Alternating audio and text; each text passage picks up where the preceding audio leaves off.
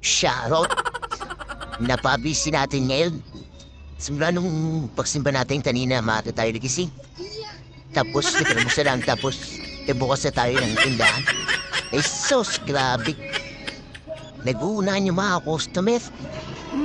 Ang dami nila nagpapapalit ng battery na relo nila. Kada isang customer, 2 relo, 3 relo. Isang relo ang pinapabatirihan. Nagsusunod-sunod pa, nag-uunahan.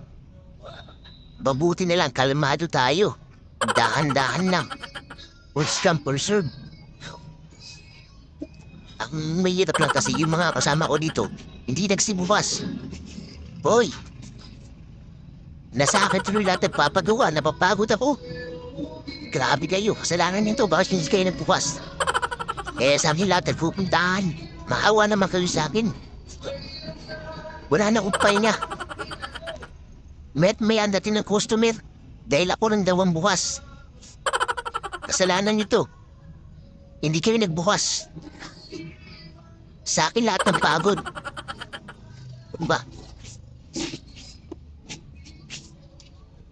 Isin ko kayo. Mga katabi ko mag-iwino dito. Pag linggo, pagbubukas kayo. Bira na ako magbukas ng linggo eh. Dahil pinagbibigyan ko kayo eh. Ngayon naman nagbukas ako, sumabay namin kayo lahat, di kayo nagsibukas. Kawawa tuloy ako. Kawawa ang palapas niyo. Sana naman, mamenta nga rin magsibukas kayo.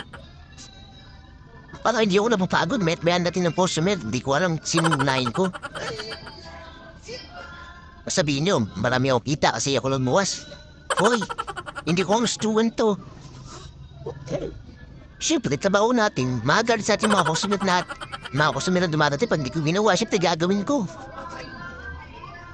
Ay, yun na po. Kayo siraan na dito Magsibukas kayo, panag-awa nyo na. Ayaw yung magkuwitan ng salapi? May binabati pa akong tindahan damit dito Hindi na dalo ang inaatupag ko. At sa mga customer yan,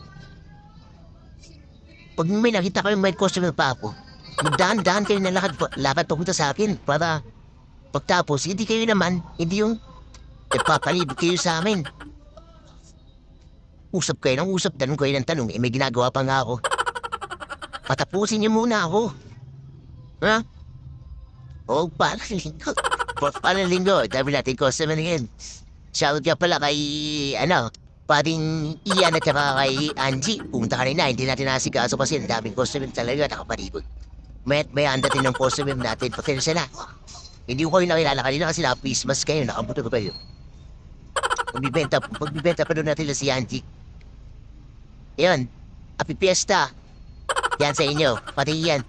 Pasensya na, hindi ko kayo nakasikaso kanina. Napakadami talagang customer, ninaw na pagpahinga. Maraming salamat. Desap.